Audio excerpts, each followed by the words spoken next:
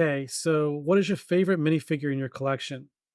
The one that arrives in the mail that day. Facts. Yeah, there's The there one that's paid off. yeah, oh gosh, yes. Yeah. That is a that answer is from Brett and I both.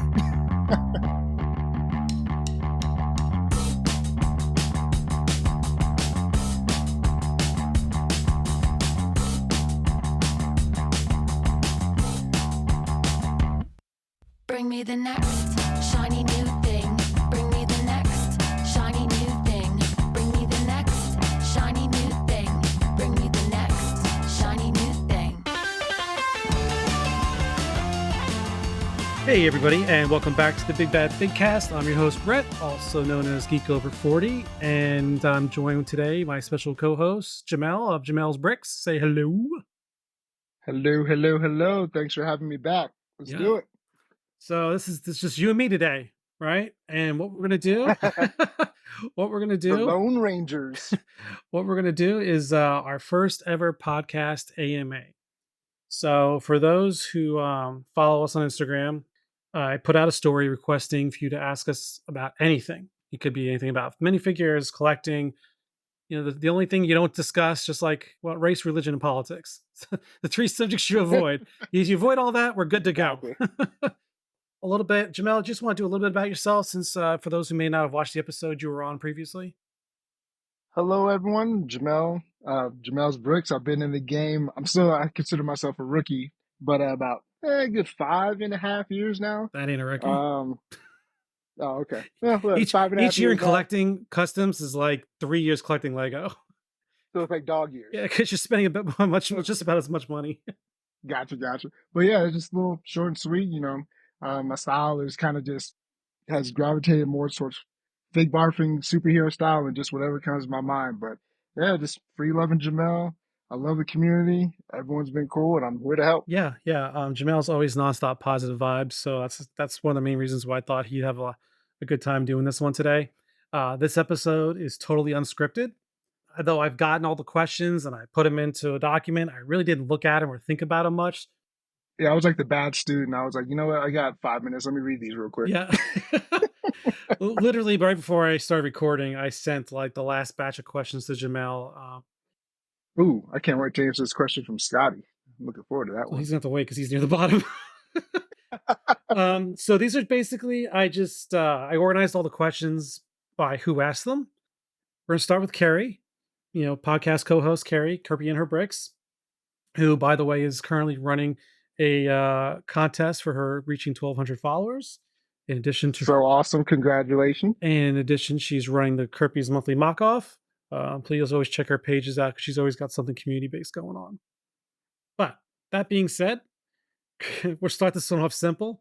Kirby asks, Carrie asks, what is your favorite thing to eat? I'll let you go first.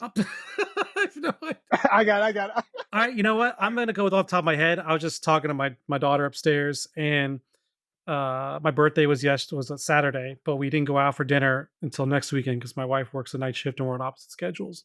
And she'll be off next weekend. And there's this really nice seafood restaurant that I was like, we haven't been to in a while. And they always have this it's like one of my favorite dishes. It's a bacon wrapped scallops with a mango salsa. I mean, I also love Cocoa Krispies, but but if we're gonna go, They get soggy too yeah. fast. So there you go. There's my two ends of the spectrum. Yeah, I'll eat some Cocoa Krispies, but I want some bacon wrapped scallops and some mango salsa. They also do a swordfish butternut squash ravioli, which is really really good. So we're gonna start calling you Bougie Brett. So that's your next thing right there, buddy. Let's see. I'm real simple. I will I will chow down 7 days a week on combination fried rice. But see, I have a rule to it though. I need to go to the most hood Chinese spot that has a bulletproof windows and like that laminate menu. Hmm. You give me The that, one I'm that's a happy sun camper. faded from since up above the counter. Exactly. Exactly. And they're angry right when you walk up. So you give me some combination fried rice, I'm good. I actually also I love getting food from a food truck. So Yes. I live in the DC area, well, not too far from it. So anytime we go into the DC, they're like, "Do you want to go here? You want some McDonald's?" Like, no, I want to get some shitty food from a food truck. and then go to the I want bathroom the in 5 minutes when I'm greasiest, done. nastiest looking. Yeah. So fun side story. You're gonna get a lot of these episodes. When I went to college, we had a convenience store called Howard's. We used to call it Howard's Nasty Mart, and they sold those red hot dogs. You know, those just Oh cheap goodness. gas station red hot dogs. Yeah. And so Gut busters. so to get it all the way was mustard, ketchup, chili, onion, and cheese. And then so you get it all the Ooh. way, and he wraps it up in the deli wrap, and then he puts it in a brown bag. Now, my fraternity house was literally like across the street. You walk two houses, and there's a fraternity house. Like not even a 3-minute walk. You get two of those hot dogs. By the time you made it to the fraternity house and put that bag on the table in the living room, the grease was so permeated through the bag so bad. And you pull the hot dog out, you couldn't even see the wax paper that it was wrapped in or whatever, the deli wrap, because it was so soaked through. And they were Oh excellent. my goodness. They were See, so good. that that's good There- eating. There's your So if there's I your bougie Brett. there you go. Eating So trash if I gas well station this hot dogs. and I'll take it a step back. This is for all the East Coast folks. Anytime I'm in Ohio or New York, I've got to stop by White Castle. Oh, get some mini cheeseburgers. That not the I'm sorry, the frozen ones in the frozen food section of HEB, Costco, wherever you shop at, those don't count. You have to go to the actual White Castle and get you like a 30 bagger for $10, and then regret your life after you get done eating it. I also love Waffle House. I haven't been there in a while though. Oh, you like to fight? I actually had the pleasure of sitting and eating in a brand new Waffle House opening weekend. Again, bougie Brett. I was there's a tail end of the story. I was drunk as piss. Again, this was college, and that bathroom was not brand new when I left because I lost my lunch everywhere but the toilet. And apparently I was loud enough that when I came out, everyone was looking at me and I was just like, what? I got throw up. That's what happens. Not until my friend went in after me. Wow, He's like, Brett, what did you do? It's like, we gotta go. I was like, okay. Hadn't been back since. Yeah, I love it it. was young Brett. All right. So I hope we answered that question about favorite foods. And I think we beat that one to death, How long have you and Jamell known each other? I don't even know. dude. I got that wrong during your last interview. I feel like okay. If I said I've been collecting for 5, you know what? We'll say I think it's been 4 years now. Yeah, I it was think. around COVID time we met up. Yeah, because it was around COVID. I was still in Stuttgart, Germany, and I was starting to come over here. Yeah, I want to say it's 4 years. Yeah. Okay. So that was an easy one. Kirby asks, "How old is your dog and why is she so cute?" She's probably talking about Bella. That is a cute dog. She's adorable, and she's probably sitting outside my office wondering why she's not in here. It's because she always just finds random noises to make when she's in here when I'm recording. No, I she's dig it. adorable. She is, I want to say, about 4, 3. Yeah, she's about 4 years old now. I think 3 or 4. So she's a young one. She's fully grown, but she's doing well. Carrie asks, "What is your friendship story?" I don't know what that means, to be honest with you. Yeah, I don't. Is that you and I friendship story, or you and the dog's friendship story? Our Care Bear friendship story. I don't know. Well, me and my dog. Okay, well, I'll say I love dogs, and my wife actually got her to keep her company while she was contracted out of state. But then it was easier for the dog to Nice. stay with me, and then we're best buds now.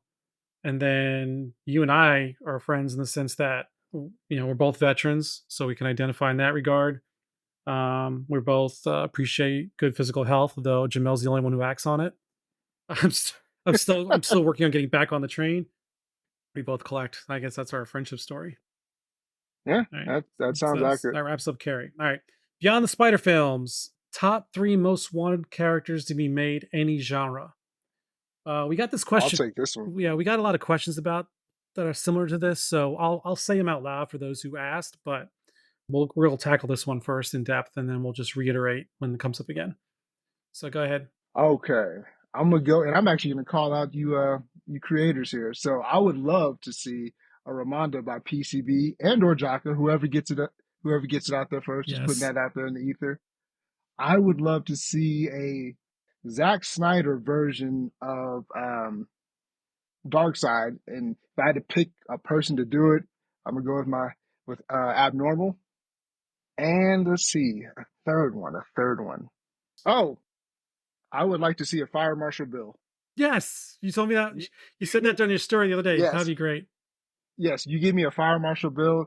You can call him fire enthusiast, whatever you want to call him. For those who may not know, Fire Marshal Bill was a Jim Carrey character. He played on the show Living Color back in the day, and it's pretty funny. You can find him on YouTube.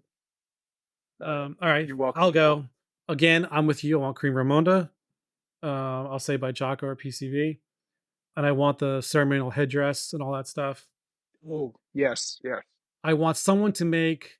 This is more about filling the gap. I want someone to make Loki from Thor Ragnarok. Finally, no one's made that outfit yet.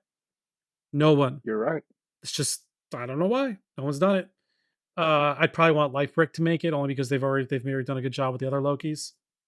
Yeah. And I would love a pad printed. I know it's been done in the past by others. I want a pad printed Allie or Alita from Battle Angel Alita. Ooh, okay. And I I want just saw that the other and day. I'd probably want Abnormal to make that, and I'd want her to have two versions. I'm talking about the manga version. I don't care. I mean, Okay. I love the movie. The world building was great, but I would love to see her in like in her black outfit from the manga or the anime, and then I like her with the green cloak that's kind of covering most of her. So I say Abnormal because he's been doing a lot of cloaks lately. Killing it on those cloaks. So K bricks ass. Okay. Okay. What was the first term Okay. Cubs custom figs that go you into collecting customers? Oh, that got you into collecting customs. First custom. Yeah. All right. So you went first, so I'll go Ooh. first. I told the story before in the podcast. I basically bought the Iron Man Hall of Armor set, the official Lego set, the first one. And I thought this would be cool if there were more armors out there. I wonder how many are made. And then I noticed that there weren't very many made. And then I discovered Kenny or KF86 Lego. He has this massive mock he did of Tony's house in the cliffside from Iron Man 3 with a Hall of Armor underneath it. And I was like, where did all these armors come from? And that's when I discovered bootlegs. And that's when I discovered, yeah, well, that's when I discovered bootlegs and AliExpress. And then I learned Yeah. about buying all the stuff overseas. And eventually that led me into replacing all the bootlegs with, proper customs. And then it was actually a couple of years ago, I sold all those Iron Man figs in mass as for like $1 a piece as a pile because that's all I pay for them. So when it came to Iron Man, and then of course I moved on to I discovered the Spidey suits, and then it just avalanched from there. Okay. First custom. Well, actually, custom figs. Okay, I can actually name the two right off the bat. I never forget when I first saw the T'Challa by UG minifigs, the Hmm. challenge day version. And I remember I saw it on Lab 9 minifigs, and I was actually in Africa watching Black Panther, and that right there, I was like, oh my goodness, I've got to have this. And then I stumbled on to Tier 1, and I still kick myself every day when the GB Infinity War Thor, Hmm. that one, that goes for like ridiculous amount now. And at the time, I forgot it was whatever it was retail, and I thought it was one of those, oh, this will be here 2 months from now, and it was gone like in 10 minutes because I was new to the game. So yeah, those are the two. I have one, and but yeah, that Infinity War Thor has always escaped my cheap grasp. But yeah, that's it for me on those two. Again, Hunke Bricks asks, "What is your most wanted fig that no one's produced yet?" For example, Queen Ramonda. He's a fan. He listens to us. He knows what we want. Oh yeah, Or Spider he's Verse dying for character. himself. I'll say we've already answered this question, but I'll also say from Spider Verse particular, I would love a pad printed Penny Parker at proper scale Ooh, height and with the backpack and everything. And Spider-Man India. I know he's going to be made at some point, but I would just like to see him made. I'm nice. hoping there's a shortage of women and minority minifigures that are made, and Yep, that I don't. We're not talking race, religion, or politics, but that's just something I've noticed. it's so true. It's so true. That's why I've gravitated towards like when I saw that Manta by Uh Abnormal, huh. I had to grab it. Well, I'm gonna break the rules. I'm gonna say one more I really want is I want a premium Monica Rambeau. And I Oh, want a premium Maria Rambeau as well in her Captain Marvel Kree get up with the black and silver. I actually have a bootleg version of that one to fill a gap in my collection for the I Illuminati. can dig that. Okay, this one's directly targeted me, but yeah, you have pets too, don't you, Jamel? Yep, little sheepoo named Rory. Okay. So this Kind of looks like Bella. all right. So have you ever had any Lego mishaps with Bella or Rory? My cats are both menaces with Lego plant pieces. I've been lucky that no.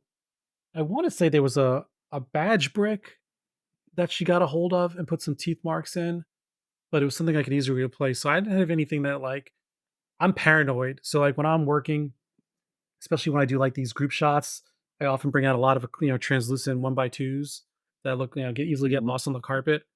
Or I'm more worried about any like rogue pieces of sticky tack falling on the ground that she might eat. That's so I'm pretty paranoid about having to pay a vet bill. So I've been pretty good Yeah. about keeping things out of place. When she was younger, when she was a puppy, she would try to get into my little toolbox thing full of Lego parts. So I had to keep it locked. But now she leaves it alone. She doesn't, bother with it. What about you, Jamel? Okay. With Rory, so I have all my stuff in our home office, and he rarely goes in there, and everything is above his level. So I can actually truly say no. But now my son, unfortunately, when he's getting his Star Wars on, he's had plenty of stormtroopers just totally obliterated and destroyed because he's left his door open, and Rory will go in there and have a little snack or two. Mm. Lovey the Nerd asks, how do you recommend getting into the community? After 15 years, I'd like to be involved. Well, Mm, so I'm assuming if you mean after 15 years you've been kind of lurking. The only way to get involved in the community is to get involved in the community. yeah. You think this stuff does not come to you, you have to go to it. So start engaging with people if you like their posts, leave a comment. I think last episode when we interviewed Shardy Bricks, she did a pretty good overview about how she engages with new people. Sometimes she'll just say, "Hey, nice post," and leave it at that. Yeah. Don't just start blasting with like 1,000 questions because you're not the only person in their inbox. And especially if you're reaching someone who's got like 6,000, 7,000, 50,000 followers, they may get a whole lot of DMs they go through. Be respectful of their time and appreciate that they're trying to reach out, they're responding, but you know, it doesn't hurt to ask questions like you're doing here. So thanks for reaching out. And yeah, I'd say the easiest way to get involved is to get involved. There are people that are in this community that don't buy very much, and that's okay. This isn't a dick measuring contest about who has the biggest collection. This is about who spends the most money. It's just about not being a dick and getting along with everybody. So even if you're in the circle talking to folks and you get to know them and maybe they invite you to a group chat or something, you can still be involved and ask and discuss figs and whatnot, and you'll be fine. Hey, that's well It said. all starts with a DM or a like or a share. You got to open yourself up to meeting new people. You can't, if you want to play in the game, you got to get in the game. You can't sit on the sideline. So, And I've made it very clear. I sometimes do what I call share Sundays. I'm like, hey, if you've got under 500 followers, send me a post and I'm going to share it, just to get some eyes on your account or whatever. But if you're in the mentality of if I build it, they will come, that ain't happening. nope. Because especially with the algorithm these days, Oh, goodness. Not, you yeah. know, eh, and if you're a dick, like I used to follow this guy that was, he was a pretty good toy photographer. Well, he did more action figures and stuff. I mean, he was okay. His edits weren't decent. His photography was actually pretty good, but he thought so highly of himself. I was like, dude, you, It's so annoying. yeah, your shit smells just like everybody else. And he'd have like he'd Exactly. like take a picture of himself holding a mug or something, and be like, hey, well, you're better than everyone else. I mean, he'd say some weird shit like that. I'm like, dude, piss Oh, off. see, that'll get you blocked. Yeah, I don't have time for that nonsense. Moving on. Yeah, Shenandoah Brickworks, Josh. Hawaiian pizza, yes or no? Oh, God. Overwhelmingly Uh, resounding no. No, that is, My that's the most disgusting pizza ever. my son likes I like ham, I like pizza, I like And pineapple so I'm going to flavored put this out things. there. I don't like pineapple on my pizza. And when you go to Hawaii, like I remember when I was stationed out there for a little bit, that's not something you ask for. Or that is a US thing. That is a I hate to say it, but Hawaii, that's Hawaii, purely American thing Hawaii to is ask. in the US. Yeah, never. I don't count it. I don't. But you know what I mean. Though. It just Hawaiian pizza. That just man makes my stomach hurt. Sorry, let me go back. So when you're out of the U.S. and other countries like Italy, do not ask for pineapples on your pizza or a Hawaiian pizza. That's just no pass. That's a no go. All right, that was Josh's only question. Thank you. Probably our most passionate response so far. All right. So Phoenix Customs, shout out to Adam, says, "What is the biggest challenge with creating this podcast?" That's for you. That's an easy question. That's an easy answer. That's scheduling. We have a cadre of co-hosts, and then you have your guests. So getting people to like with Jamell here, he's got family. He's actively involved. His kids have activities. He's got church stuff, and then you got to make time for the wife, and then your own personal health. It's like my kids are on autopilot. They're teenagers, and my wife works opposite hours of me, so I've got a lot of free time right now. That's the only reason I'm able to do like geek exchanges and stuff like that. Scheduling is definitely the biggest difficulty. So that's it. That's a Actually, good you know one. what? Oh man, we didn't even bring this up. Jamell's the whole reason this podcast exists because Oh, stop. I made a joke about we should have a podcast about this. Someone should do it, and then Jamell's like, well, why don't you do it? And that Sure stuck did. with me for a couple of months. And I think it was November I started researching, and to January is when I started putting wheels in motion and doing my hard research and drafting logos and all this other stuff. And look at you now, killing it like I knew you would. The next question: what is the secret to balancing all your energies between this, collecting, etc.? Ooh. I mean, I think that was directed to me with all the other extracurriculars, but Yeah, but you it's. have a lot of stuff going on I too. mean, for me, this is again, it's all fun, and I feed off the energy and creativity of you all. So for me, I just like for example, when I'm posting a fig bar, I probably whip that up in 10 to 15 minutes, kind of like freestyling. So for me, it's the fun of it all, and when I have time to actually get into it, I make that time. And if I don't have that time, I just don't have that time. Just keeping it honest. So when I first started, I used to do this thing called Spidey Fig of the Day, highlighting the Spidey collection, and I would literally post a theme of because of like two or three Spideys or a singular Spidey, and I do a little background of the suit and all that stuff. And posting daily is exhausting. So and I can tell you right now, Mm, everybody I know who posts daily, there's very few people I know that can keep up the momentum and actually keep up the quality. Like I think yeah, FSB, Ben, he does like daily posts, and they're all usually bangers. But then you've got some of these Lego influencers that do daily posts, and it's like a 30-second, yeah. "Hey, I'm gonna go see the new movie." Wait, that counts as a post. I'm like, piss off with that nonsense. So there's some creative folks that can post daily. Fresh Stock Blocks, Ben or FSB. He's the first one I can think of comes to mind, and Shannon Doe has been posting a lot lately. Yeah. Kirby's been posting a lot Scotty. lately. Sky posts a lot lately. So there are some folks out there that can do this. I can't. I get very picky about lighting and editing now, and so I want to make sure everything I put out there is a banger. I've actually planned out the next 4 or 5 posts. I think I told somebody. I think it was told Carrie. I was like, I think I'm gonna make Tuesdays and Thursdays my dedicated Instagram shooting and editing days. That's a good idea. And Actually then putting it and on a then like schedule. I have one Sunday a month, which I know is going to be the Geek Exchange. The podcast is the reason why this podcast is not on our release schedules because I knew my life was hectic and I knew everybody else's life was gonna be busy. So I really don't have a secret because I'm still figuring it out. But I think planning before trying to do takes a lot of the burden and the worry off. Castle in the Pool, Okay. Keith, his posts are really good, and he plans it all out. He draws everything out. He draws it like 3 or 4 different angles before he shoots it. And Wow. and like me, I just kind of visualize it in my head, like during my commutes or whatever, and then I go in raw, just like let's figure it out. That's And exactly what I do. That's a perfect way. right. And I think, but just like with the podcast and the edits and all the community stuff, thinking it through really like I want to do another contest giveaway. I want to do a really good one. But one, I don't want to compete with anybody else's contest going on. But two, I want to make sure it's something unique. And I've been working on that in my head for like 2 months. You know, the reason this podcast did so well was because we launched with 3 episodes ready to go out the gate.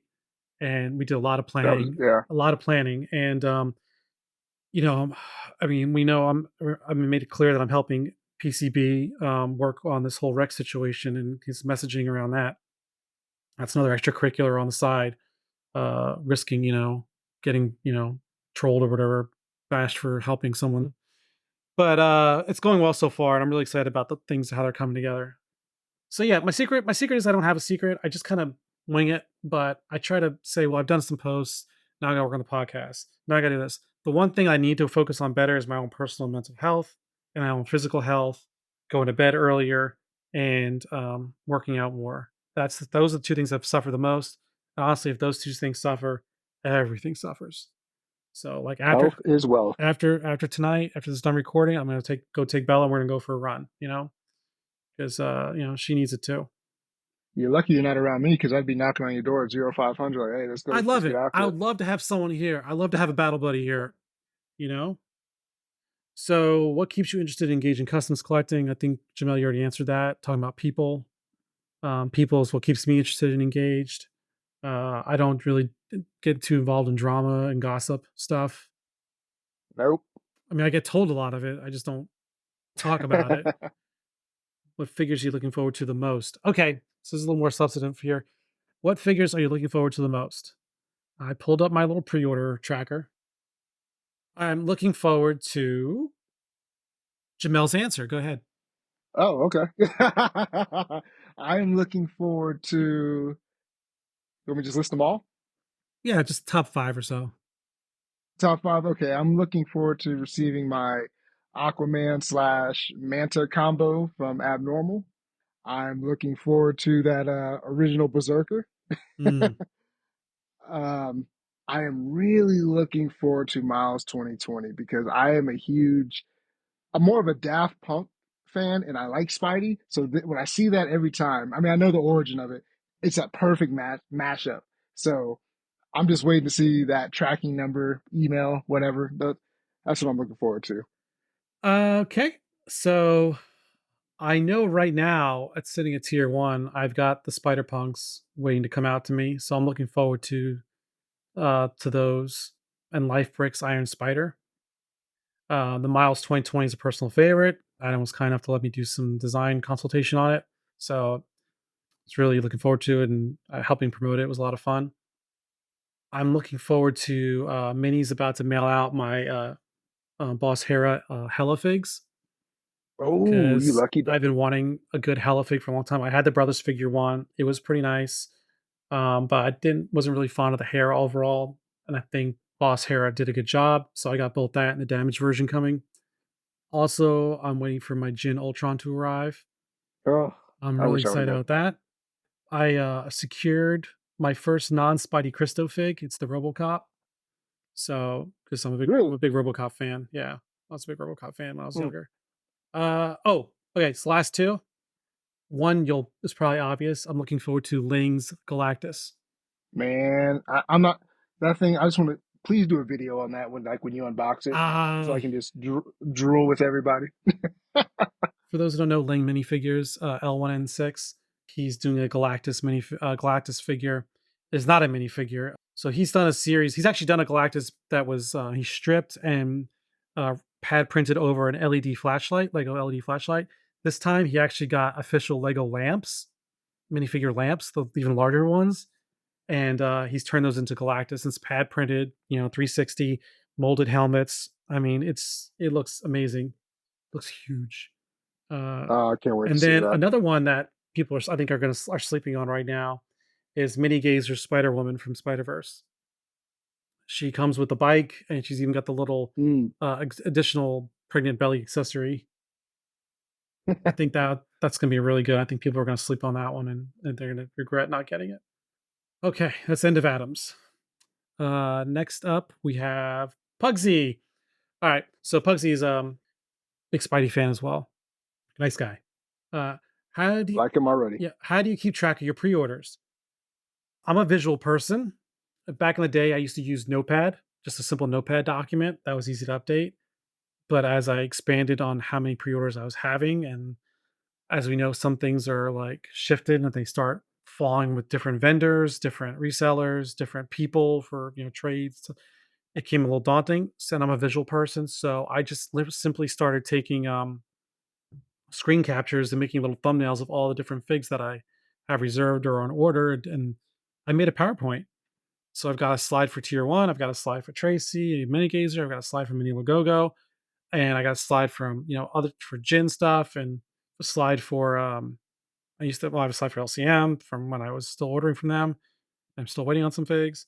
Yeah, so that's all I do. I use PowerPoint because it's easy for me to slide and drag things over. I can say, oh, this one's shipped, or this one's in the hopper and it's about to be shipped, or this one's going to resellers. And I can kind of start predicting my budget about, okay, where I need to set money aside this month. How about you, Jamel? How do you do it? Pretty much the same. I'm very visual, so I'll just make a screenshot and then I'll kind of formulate them together via collage, and I'll actually edit on there. Who is it with? When do I need to, the price? So it keeps reminding me, like, okay, you gotta get ready for this, gotta get ready for that. So yeah, it's just a collage of pictures in my own, like, kind of sometimes hand scribed notes of, okay, this is coming out flash to bang this date. And so, yeah, just a collage of pictures is how I keep track of Yeah, I know everything. some people do actual Excel spreadsheets and they get like super involved. They put like, the year of release, who made it, what it is, where it is in the process, and how much they paid Oh, for wow. it, so that when they do a resell, they know how much they paid for it. That's pretty I don't have smart. the energy for that shit. No, Um, I just, no. If I want to know how much I paid for it, I just go back to my PayPal it's probably transactions. why I like Waffle House so much because it's a big picture menu. It's just Yep. Keep it I simple. ordered that, and I just point at it. Exactly. Next question from Pugsy: how do you keep Ooh, this track one's for of all me, the new definitely. Spideys coming out? How do you know all the Spideys that are out there? Okay, so I'm gonna reverse this. How do you know all the Spideys that are out there? That's something I had to learn when I first started collecting. Again, this was like about 5, maybe 6 years ago now. It was a little bit of a different space back then. They weren't coming out so fast. There weren't as many brands. There's a website called Hero Blocks, which is like a Wikipedia for customs. It's all it's crowdsourced knowledge, so you only get out of it what you put into it. I personally don't Mhm. update it. I tried updating things in the past, and my edits would never get acknowledged or whatever, and I just gave up trying to clean up all the Spidey stuff. Um, but and a lot of times, really, I see like a lot of people, whoever sells the bootlegs or Fig Fab Labs type stuff, they update those. They update that database all the time. But for older stuff, it is kind of like a time capsule if you want to find like the old Dragon Brick or Outside Brick or Brick Style or Lab 9 or a lot of these brands that aren't around much anymore. So that's one avenue. Two, I also, I got to meet and figured out who the power players are and I asked questions. And how do I keep track? Same thing, PowerPoint. Actually, I did back when No Way Home was a big thing. I actually made a separate PowerPoint that was, and I had 2 slides. All the Spideys coming out, being made, grouped by brand, and then another one that was grouped by actor. So here are all the Tobys coming out. Here are all the Garfields coming out. Oh, Here are all the, geez. I I just like playing with pictures, I guess. And so, and thankfully that list has gotten smaller and smaller and smaller. But so I just kind of keep an eye out. It's like Spidey's no different than any other minifigure. I network and I open myself up. I try to connect with as many people as possible. They know now if they see something Spidey related, they ping me. So I've become the Spider-Man guy. I mean, a lot of times I know about it already, or I've known about it for months. But I just, I can't reveal a company or brand's roadmap, right? That's because they want that Yeah. secrecy, or they're asking me for some design help or an opinion if I like it or not. Or, but other times there are people that ping me with, "Hey, have you seen this?" And I'm like, "Nope, that is new to me, I can't imagine you saying that's new to you. dude."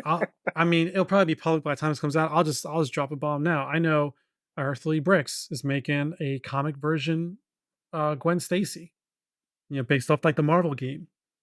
Did not know about it. Soon Saul told me about it. So then I go to Minnie. I'm like, "Hey man, what's up with this?" He's like, "Yeah. Did you also know this about it?" I'm like, "No, I did not." But that leads me to ask, "You knew about this. Why didn't you tell me?" So it's not a position to be preserved or pre-ordered yet. So Okay. but it's something I just got shared through a chat by somebody. But yeah, so yeah, sometimes I get caught by surprise. I just had some Spideys from Brick Guild come in. I missed the first time he printed them, and someone sent me a message, and I was able to secure one, so that's cool. But yeah, it's just networking. It really is comes on networking. Skid Brook, Oh, the as he would say, "What up, duelist?" yeah. He wants to know what is everyone's opinion on fig barfing and how do you approach it. Jamel, you'll have the more in-depth answer on this one. Go for it. Okay. My opinion on fig barfing and how do you approach it? Fig barfing, it's kind of to each his own. I mean, for me, it's if you've seen my stuff, my style is a lot of just kind of crazy mashup superhero stuff. So for me, it's literally just whatever pops in my head. Like I'll see a custom fig and I'm like, ooh, I could make a casual version of T'Challa. I could make a fun casual version of Killmonger or Spidey, whoever. It's just whatever flows through my zany brain that day when I'm on the treadmill, when I'm working out. And that's literally how I approach it. And another part of it too is, there's some great barfers out there like Scat, Fulks. Is it Zach? I forgot how I Zach, say I butcher everyone's Zach. I'm just gonna say Zach. minifigure folks. Scotty. Yeah. Yeah, there you go. I look to those people, Brick Cinema, and I'm just like, wow. And I just kind of, I draw inspiration from them without trying to copy any of their styles, but their styles have definitely had a big influence on how I create. Now, Zach and Scotty, they're on some Megazord type, Voltron art type fig barfing that's not like I can't even process how they do things like that. So I love just watching them. And so I just do it on a smaller scale and just it's to each his own on fig barfing. I mean, that's how I look at it. I don't fig barf very often. Usually my no, usually when I do it, it's to a means to an end, like my Eternals figs. I commissioned collars to be made for the outfits, and then I bought the I Earthly remember Brick that. pad printed arms to add to them, and then I went through looking for this particular hairs to replace, and so they look more screen accurate. Um, or when I fig barfed a squad of Black Widows together, so my fig barfs are a little more grounded. So I'm always like I fig barfed Tony's SWAT outfit from Endgame when they're trying to infiltrate the Avengers I've Tower. seen that was a good one. Yeah, so I was looking all for the different holsters and the proper actual military designated helmet.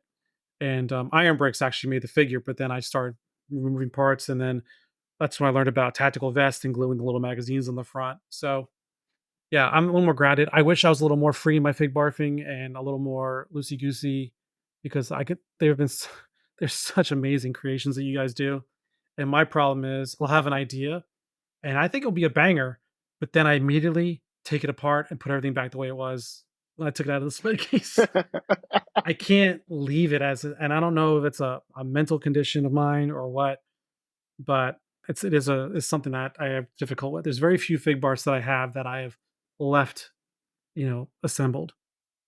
No, I literally have a section of my customs, and then I call my fig barf keepers. Everything I fig barfed, and I literally keep it there. And I'm gonna blame Zach and Sket because now when I see a fig, the first thing I'm thinking about doing is Frankensteining it without breaking it. All right, Skets, next question. Do you have an idea for your end goal in mind or you just wing it? I am winging it. I had Same. my originally it was a check the box, get all the major players' outfits from all the major movies. And then it just went then just more movies started getting made. And then I have to start and then people started making figures of like the most obscure bullshit characters. And I did fig bar from Madison from She-Hulk together, which I think came out really good. And I just want to say, like 3 weeks later, a Firestar figure of her popped up using almost all the same exact parts. Not, I I'm just remember saying. I'm nobody. I'm just saying. But just dropping it out there. just put it out there. Oh, going back to the original question, I want to see a good Wong figure. I know LCM's got one out there, but we need more Wong figures. Eh, And then with Spidey, it was always like, I just want one of each suit, whether if it's bootleg, pad, or UV. Then it was like, well, these are bootleg, so I just want every suit to be at least UV or pad. And then I got one of every suit. Then I was like, well, now I want the best version of every suit and so then that meant like moving all the UVs to pad, and then buying different pads that had better designs than other pads. And then I went down to I want every goddamn Spidey ever made. And then it was like my wallet's like, Brett, no, what are you doing? And then after about a year or two of that, once No Way Home hit, it was like, no, you just want all the pad Spideys, and we just pulled back from the UV. So I'm just learning as I go. I think once I once I give up a figure that breaks up the Marvel MCU completionist stuff, I think it's gonna start an avalanche, and I'm gonna start letting go of a lot of figs. I think the I know a lot of people be waiting for that day. Yeah, I mean, I thought about I've contemplated one time, I was like, maybe I'll just sell off all my UV Spideys, if Oh, I have a pad version. But then there are some UV Spideys, like by Leko that I have personal attachments to and stuff. yeah. And then, uh, I was talking to some brands asking about if they're making the Thor from Ragnarok, the beginning when he's fighting Surtur. I've got the one by Brothers figure, and I'm gonna be honest, I don't like the hair on it at all. Yeah. I was like, you guys gonna make this? Because if so, I'm gonna sell this thing." And they were like, "Nah, it's not on the plans right now. Sorry, or it's low on the list." So once I break it, I'm like, I don't need an Avengers 1 Thor and a Age of Ultron Thor. I just need a good Thor that I like. What's my favorite outfit of all these Thors? Once I'm able to offload all those Thors, it's gonna be like a midlife crisis of me just selling off a bunch of shit. Hey, but you know what? That'll bless others. So Yeah, or if something weird happens and like my house catches fire, I need to raise money. ah, there you go. Some medical emergency or something. So Droid Bait Resurrected asks, with customs so expensive, what thought process goes into whether or not you will buy? Okay, let's see. Well, for me, it's does it fit my genre of collecting? So, for example, if there is a Black Panther figure that has not been made, I'm gonna get it. For example, M'Baku, when Link put that out there, that was an absolutely no brainer, no hesitation. No one has done it, and so I was like, as soon as I caught wind of it, boom. And it'll be the same for Ramonda. I'm gonna keep speaking that into existence. Um, And Zuri. but yeah, yeah. Oh, well, yeah, sure. You know what? I did have a bootleg I Zuri, have and a I don't bootleg. know where it is. I have a bootleg of It's him. it's that purple. It's the I think if it's a purple Yep. one, that's like the best bootleg I've ever It's the seen. purple I with don't the even base know. as a gown or the square triangle like the dress. Yeah, Yeah. I don't even know where mine is. But yeah, that it kind of just go like in for me, I like think my you know, Okoye in is bootleg too. so I've made one out of those. Well, I ordered some Shazam arms and kind of made her the gold and had some extra Camellia beads. You send me But some photos so we can copy it. heck yeah, I will. Let's see. Yeah, pretty much just whatever is fitting my genre. So, like for example, when for Abnormal, if it's gonna be part of his DCEU line, I'm and if it's a movie I'm feeling, I'm going to get it. Like when he came out with Batman, Superman, uh, Aquaman, Wonder Woman. It was again the Flash. It was a no-brainer just to complete that. I would like to see a cyborg, even though I'm gonna go off on a tangent here. His character in the movie, to me, even on the Zack Snyder cut, seemed rushed, like forced. Like I feel like they just had to throw him in there. They could have used Martian Manhunter, but anyway, that's neither here nor there. But yeah, just whatever's fitting in your genre, and don't try to keep up with the Joneses. If don't go out there. There's people who have way more Black Panther stuff than I do, but I just have my certain ones I want to get to kind of complete. Like I'm calling it my royal family. Once I have those, I'll kind of just hang out and wait till let's see if someone makes a Midnight Angel or something like that. So just it's whatever's in your genre, whatever floats your boat. But I definitely stay away from 100% FOMO. So that's my. I've got a few FOMO purchases, but yeah, that's usually what I do. I kind of just stick to my themes as well. Spidey's are no doubt MCU main characters. It has to be something that I really enjoy. Like I bought the Abnormals Arcane, the Jinx and Vi figs because I really love those characters and the designs are so good. Studstock drops Agent 47 because I'm a big Hitman fan of that video game. And the Chainsaw Man figs, I've got several from Soul Link. So it takes a lot for me to. It has to be something that I really know is going to stand the test of time, so that if if I look back on it in 5 years, will I still appreciate that fig for what it is? Because like with the boys, for instance, everyone's loving the boys. It's a great Oh, show. I don't need a figure of the Deep or whatever. I didn't even want the Starlight figure. But now that I've got her, it's probably one of the best figures in my collection. It's just incredible.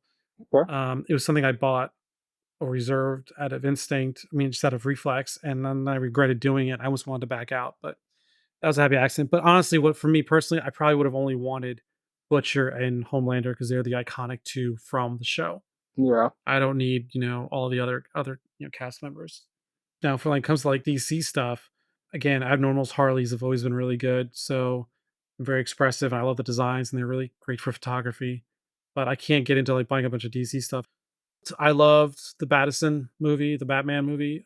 So I bought the Abnormal set, and then I also bought the Crosschecks version because I really like that Batman. But I can't get into buying like I think I've made it pretty clear. I'm a completionist at heart, and if I buy like one Abnormal or Crosscheck Batman, next thing you know, I'm gonna be looking for George Clooney Batman and Val Kilmer Batman, and I don't even like those Batmans you know? So, that's what I don't want to get into. I don't want to start wanting buying things I don't like just because, it's Star Wars, right? If I got into Star Wars, I'd want all of them, and that's not feasible. So yeah, so I just stick with my themes. Okay, and so the second question from Brick, excuse me, Droid Resurrected, how can the pre-order process be fixed? This is all you. This is all you, boss man. Well, Phoenix Customs just a few days ago announced that they're changing their pre-order system so that they're announcing their figs and renders like now, like they just released the render for Deadpool, but the pre-orders haven't opened yet. But it's immediately going into production, and once the test print is ready, they're going to show the test print off, and that's when they're going to say, "Okay, pre-orders are open." I think that is the best balance. I mean, ideally, everything ready to ship would be perfect, but that's not going to happen because there's so much risk involved. And I think that would stunt creativity because Hmm. brands would be less risk adverse and they'd only go with, we'd be back to the days where everyone's just making Iron Man. Um, and it was like Yeah. Iron Man, Spider Man, Batman. Which one do you want? That was all it was. And we didn't see as much diversity. So I think Phoenix Customs' new pre-order system of reveal the render, just so you can see, what's coming. Then when the test print's available, they show that off. That's when pre-orders open for a certain amount of time. So it still keeps in the open pre-order aspect. It's still a pre-order, but it's already in production. It's ready to go down the line immediately. This way, you're not investing. I think the Rex situation, if anything good came out of this whole situation, it's that made brands like Phoenix Customs rethink how they do business. In fact, Jaka, well, let's be real, Jaka's not been very communicative lately, and but I do know in talking with Tracy that he's been very much focused on trying to get all these pre-orders out so he can shift to a more close to ship or ready to ship model himself.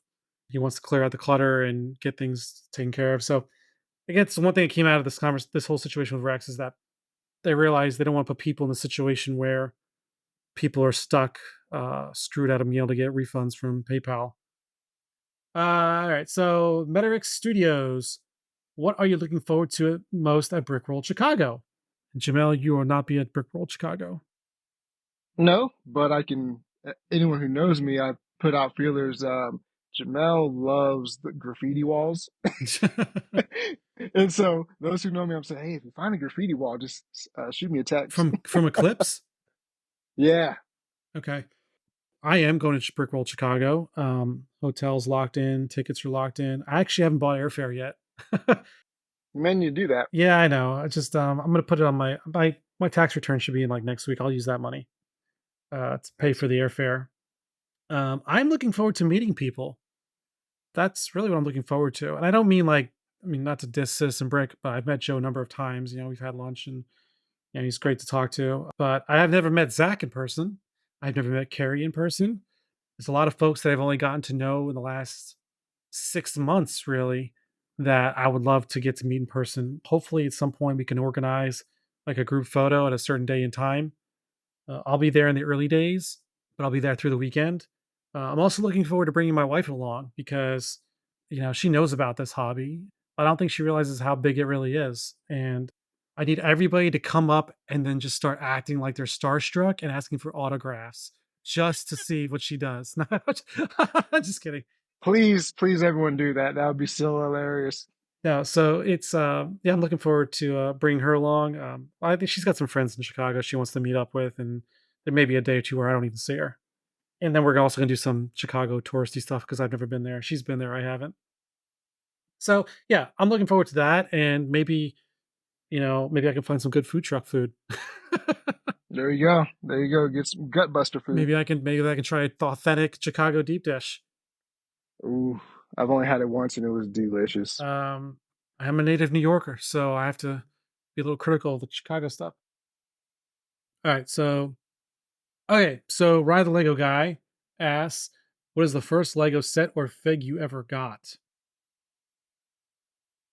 Is this custom or just I think it's whatever you want it to hmm, be. first Lego set ever were Space Blacktron.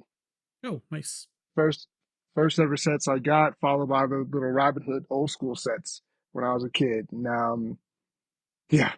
What's the first custom figure I ever got? That one I cannot remember, but I can definitely say it was Lego Blacktron. That was like the first set slash figs that I just went wild on as a kid. I don't remember having Lego as much as a kid. I remember having them like in my grandma's place, but it was just like blocks, just bricks, and I don't even remember even seeing minifigures to be honest with you. I remember the Lincoln Logs. Oh Um, gosh, I still have those. I was like, all I can make is a square. What's happening? Um, but the first Lego set that opened my eyes to Lego again was when my kids were younger. It was the Nick Fury set. It's Nick Fury and Spider Man. He's got his green car, and Venom.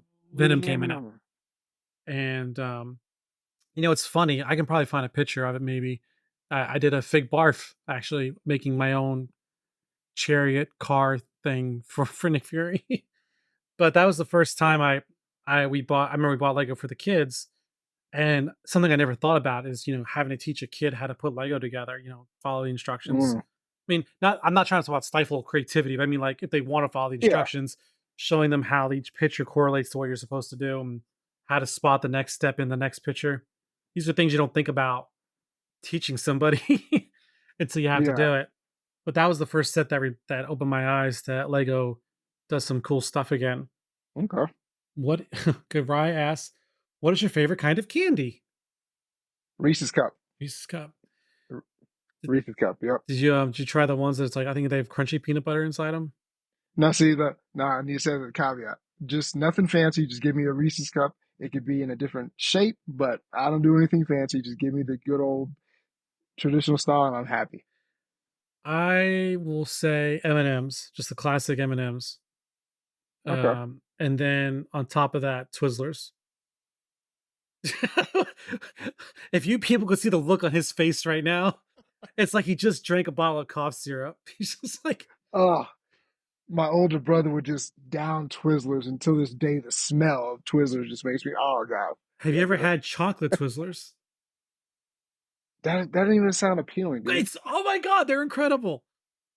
No, Ah, I can't and do they're it. so hard to find. Once you find a store that has them, they'll disappear the next week and not show up again. I could probably just order them a case of them on But Amazon. I just never looked. But that's just as bad as Hawaiian pizza. I liked when as a kid I liked, Fun Dip when they used to have like 3 different flavor packs. So it's just pure sugar. And then Okay. I liked Nerds. I still like Nerds a lot. I'm thinking about what candies do I take from my kids' piles when they go trick or treating. That's it's Ooh. M&Ms, Yeah. it's Twizzlers. Fuck Red Vines. It's all Twizzlers. Nerds definitely. Oh, good old nerds. And there's a candy company. They used to make I don't know the name of the company. They used to make all these boxes, these small boxes of candy. It was like Johnny Appleseed and Mr. Melon, Alexander the Mm. Grape, and Oh wow. Boston Baked Beans. And if you saw the packaging, you'd recognize it right away. Those Alexander the Grape Okay. ones are really good. Huh. And then when I was a kid, I thought Big League Chew bubblegum was like the total shit. I was like a grown up. I don't even know if they make Big League Chew anymore.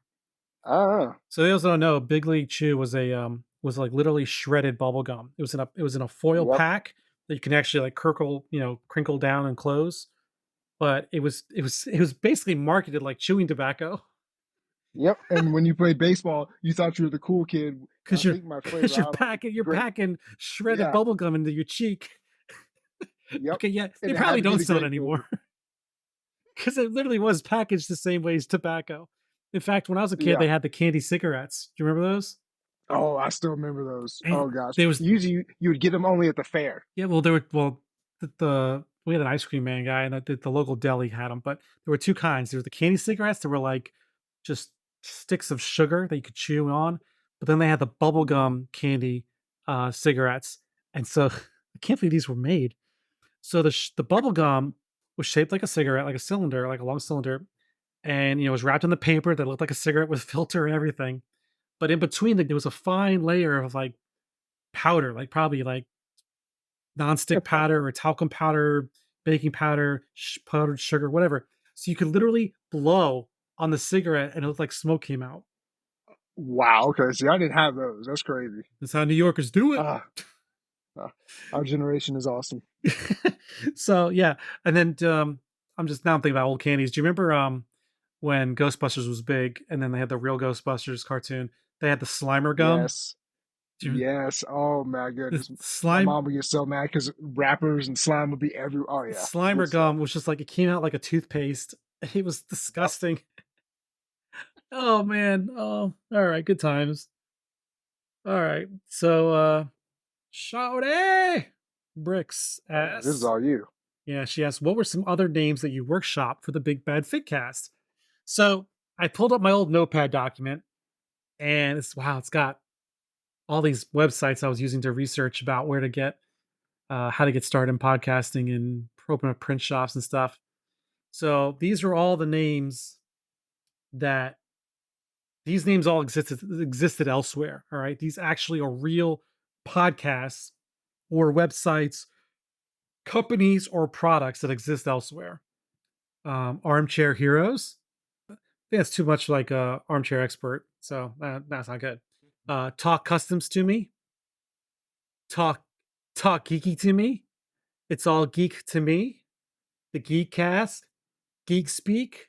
Spelled like geek, like so it's GeekSpek. And then I had it as 2 words. Geek Out, Geek Pod, On Your Left. Ooh, I like that one. From Captain America. Yeah, yeah. Excelsior, because big Stanley fan. Yep. Fantastic Plastic, Geeks of the Galaxy, Geekology, Fig Talk, which is probably be too similar to Brick Chat now that they're out. Yeah. Uh, oh, this is one of my personal favorites, the Figure Dome. Like, welcome to the Figure Dome. Oh, why did you use that? Geekverse, Figverse, Plastic Heroes, Figcast, Geek to Geek, which was actually I found out to be a dating app. And then there was the FOMO cast, which I thought was pretty topical. And then I came up with Good name. I have one here called Just Don't Like. Well, yeah, all those names are taken by something or some other entity. If you Google, you're gonna find them. No way. Yeah. So that's why I say I don't want to be confused with anything else. Especially a dating app. Yeah, that can cause a problem. I don't remember what Fantastic Plastic is. I think it was a YouTube channel or a sex toy shop. I don't know, something. But I had one here called the Customs Initiative, which just sounds cheesy. Because we talk about more than customs. Okay, so round 2, cutting it down. This is when I started having my co-hosts help me Okay. narrow down. Round 2 was the Customs Cast, the Pre-Order, the Sanctum Figtorum, which I thought was pretty clever. Ooh. The Customs Initiative again, Big Bad Figcast, Geeks Speaking Geek, and Figs Assemble. Oh, It looks like Big Bad Figcast, Figs Assemble, and Sanctum Figtorum were the top winners of that round. And then the round 3, it came down to Big Bad Figcast and Figs Assemble. And here we are today with BBFC. I loved that journey just now. Welcome That me on was a awesome. journey. Yeah, so that's all the different names I went through. It was a process. Okay. Like I said, I started thinking about this in November. I think the name was settled on in January. And that's when I went all in on the logo, building logo out and stuff. So okay, thank you, Shoddy. That was a That was a great dang. question. That was a good question. Yeah. Oh yeah, The Brick Lobster asks, "Where's the number one custom minifigure you'd like to see made?" I think we've covered this one quite a Ramonda. few. Yeah, Yeah, Ramonda. We're just gonna say Ramonda because we keep repeating it. Ramonda. Where do you see the custom community heading after the Rex's incident? All right, that's a good one. I'll throw in my quick 2 cents. I mean, I see that where I'm gonna say we because we're all in this together. Where we need to head after this is more, more conversation, communication, and you listen to some of Brett's other comments. I mean, even even a bad update is a good update. I mean, it just to me it's communication. And that's kind of my broad general 2 cents. I know Brett can break this down better than I can, but for me, as a collector, fan, what have you, if I just need the more communication. If you're 18 months behind, just let me know, and I can go on with my life and not keep wondering and wondering. Just communication is key for me. Yeah. I'll pass it to Brett. Now I'm gonna echo those sentiments. I think I'll tackle this in three tiers. From the brands, agree, communication. Uh, and yeah, use my old adage, bad news is still news because and that at least keeps us in the know. I'm gonna give a shout out to Cobalt Customs and AV Figs for their pre-order update structure. Yeah. Firestar Customs and how they handled a warehouse fire that wiped out most of their stock. They were very communicative and how they bounced back pretty well. And it's not something that you do a little bit of the time and then you're good and then you get it by. No, this is something you have to keep doing and doing and doing. Like Adam PCB puts out monthly updates. You can always count on at least once a month. He puts out a bunch of updates on things. I know LCM has tried to do some updates, and then it just goes off for a while, and then he tries to put more updates. I understand Baggles is very communicative on his end for his stuff and like his Discord and stuff, but you know, Hmm. and like right now, let's be fair, Jaka has been so focused on production and wiping out pre-orders, his communication even to some of his partners has been very lackluster. I And can second that. if he didn't have the reputation he had, and if I didn't know him from what I know him, and if I didn't get reassurances from folks that talk to him more often than I do, like Tracy, I'd be worried because silence is horrible, especially after we just had this giant rug pull from Rex. So, and we don't talk about drama too often on the Pigcast, but I think it's be responsible not to address it. I think that for the brands, more accountability, acknowledging when you fuck up, taking responsibility. Not oh we messed up, but no, it's no but. Just say we messed up. This is how we're gonna Yeah. fix it, or we're behind. This is how we're gonna fix it, or this is coming, or just more communication is I think is always and transparency only helps. Helps hold them accountable. Helps hold the collectors accountable. I think from the resellers, they need to put more pressure on the brands to be more do more communication. Honestly, if the brands, if you're not buying from the brand directly, so communication is great to hear from them, like say from Jaka. But if you bought from Tier One or you bought from Tracy, really those updates should be coming from Tier One and Tracy, right? Because they're the ones who you bought from. Those are the ones who are delivering it. So I think customers could do better to help build their rapport with their individual resellers and saying, "What's have you heard the latest on this?" Now, granted, if PCB puts out an update, that makes it easier. So that's one less thing the resellers have to worry about doing. But not everyone's on Instagram all the time. They were going to miss these things, and I know most like Crosscheck and Adam. Crosscheck also very good with the updates. They're pretty good at pinning the updates to their highlights and their stories on their profile page. Not everybody knows that. It would be beneficial if oh my gosh, if there was a once a month digest newsletter put out by each reseller That would be awesome.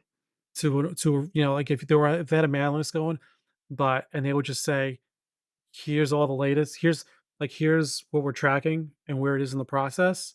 Because obviously, if they're carrying hundreds of different products, they can't list everything. But if you get that one template down, and you can just slide people saying these are in process, these are expected to list day, or just highlight major updates. I think that would be interesting. Just like I've been helping Phoenix Customs with his messaging, but I've worked in communications. I've worked on communication strategies and communications teams. It's an art into itself, and I think that it would be a lot to take on for a reseller to do that.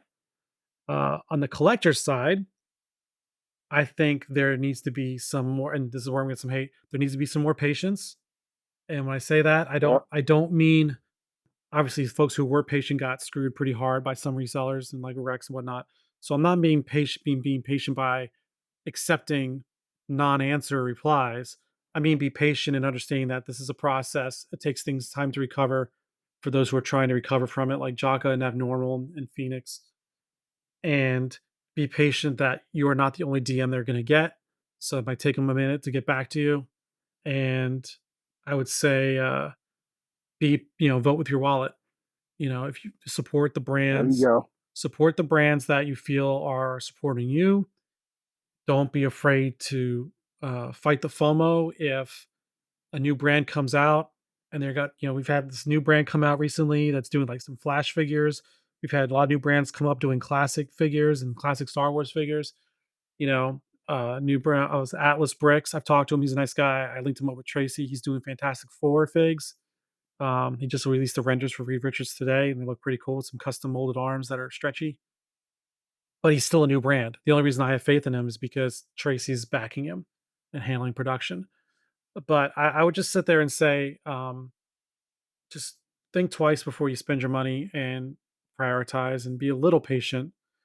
Don't be afraid to ask questions. And if you have a bad experience, it's okay to share it, but just share the whole story. Don't selectively edit your DMs Yeah. and post out a narrative that isn't all totally true. I've seen that happen a few times. And the reason I know that I've seen it happen because see people send me the unedited screenshots from the other side of the story, and I see what's really going on. And that's just ridiculous. All right, thank you for Brick Lobster. That was good questions. That was real good. Brick Lobster, excuse me. Bricks Collector asks, "What's the most underrated custom fig?" Ooh. I don't know about this. Actually, Uh, I'm gonna get away from my microphone and look at my figures while you answer this question. okay, so I'm gonna say, and I'm looking at it right now, the L1N6 Black Panther M'Baku. I mean, wow. Like that for me, and of course you all know I'm a BP fan, but the detail that L1 did, I mean, from the hairpiece, the challenge mask, to the so for y'all don't know, it's called a Rangu stick that M'Baku is holding. I mean, everything, it looks like he just literally grabbed M'Baku out of the movie and put him in fig form. So for me, as of right now, what I can tell you today, that is, if you don't have it, I hope you find a way to get it secondhand. But this is definitely a underrated fig, and it's something I've been welcoming for a while. So yeah, I'm gonna give it to the L1N6 M'Baku from Black Panther. The UG minifigs, T'Challa, I'm gonna call them the Challenge Day figs. I mean, because when you look at them and you just pair them together, even the detail of the challenge mask from the battle ceremonial, I don't say fake tattoo that they had on in the movie, just everything from head to toe on that. So those two, or heck, if I'm gonna get me on a tangent, heck, Jaka's Killmonger, just the way they did the fading on the back of the hair down to his actual marks of kills. If you guys are noticing, we got a theme here of underrated figs, so that's probably gonna be Black Panther. Almost got it. Okay, I think I'm good. Okay, so I figured it out. My most underrated custom fig is Shang-Chi and Wenwu from Life Brick because they first of all they captured the actor's likeness like none other. They really did a great job. I really loved, and I'm not going to butcher his name, the actor that played Wenwu in the movie. He did a good tragic villain. I mean, Marvel always falls into this tragic villain story. You can't just have bad guys that are bad guys. But he did a really good job of doing it. And the molded parts, the costuming and the patternings and the fine print. I'm going to reshoot those photos because that was the first time I used this macro attachment on my phone to capture everything because I just thought it was done so well. And I think those are my two top underrated figs. If I can remember correctly, didn't you win one of those? I did. I won Wenwu. That's right. That's right. I can't remember how I won. I think it was just a like and share thing. Like and share, comment, I think subscribe, so. random drawing. But yeah, no, I did win. I did win that one from Life Brick, and I mean, I was planning on buying it anyway, Yeah. but I'm glad I won it. Free is always cool. Heck yeah. But no, those are definitely my two most underrated figs. I like what you said though about Ling. He does a lot of great work Oh that I don't man. think gets. You know what? I'll say one more. Bob's Customs and designed it, and Ling produced it. It was the 1940s Bucky Barnes comic version, I've seen that. Sidekick to Cat. That one is still not sold out, I think, everywhere, and I think it's a really great figure. It fits the Lego aesthetic. It's something that you don't see anywhere else. It's pad printed, and I think it doesn't get its justice because it's a really great design. And if you own the original Brothers Fig Captain America comic based, they look really good as a pair. Or even but if you have any even a classic Captain America Lego figure, I think they pair well together. I dig it. Moving on, Teeny Tiny Mutant Ninjas asks, "What is everyone's first Lego set as an AFOL?" Ooh. Mine was Exoforce. Those Oh those wow, mechs. I remember when I was stationed at Tinker Air Force Base, rolling through the BX, and I remember like, dude, all these are awesome. And I literally just bought every last one that was like on the shelf in one fell swoop. And I was like, that was 2003, I think. mine was Voltron. Oh, the one that got away. Seeing that, and I was like, I've got to have this. And I had so much fun building it, and it was still on my shelf. I almost wish it was in pieces so that I could rebuild it. Voltron was one that got me back into Lego. That is hits the nostalgia button because then from there, the Nintendo Entertainment System came Yeah, out. That's when I really started getting back into it again. fair enough. And then of course, customs. Yeah, yeah. Those other little things. What was your first custom minifigure? I think I I I honestly don't Neither remember, do I. but I remember the one that made me feel like I was hitting the big time, and that was when I got my Iron Spider by Leco Leco. It's not even pad printed; it's UV printed, but it's got this metallic sheen to it that's so clean. It was so fancy, and and so that was what I considered my first. I mean, truly felt like I was in this now. Okay. Anything else would have been like a Lyle Brick figure, or maybe even a Phoenix custom, but Spidey, like the Doctor Octopus or Superior Octopus type figure. But it was that like a Lego Iron Spider that made me feel like, all right, I'm with the big dogs now. Well, you know what? I can go back then. Then that would for me that would be the my first Jaka Thor.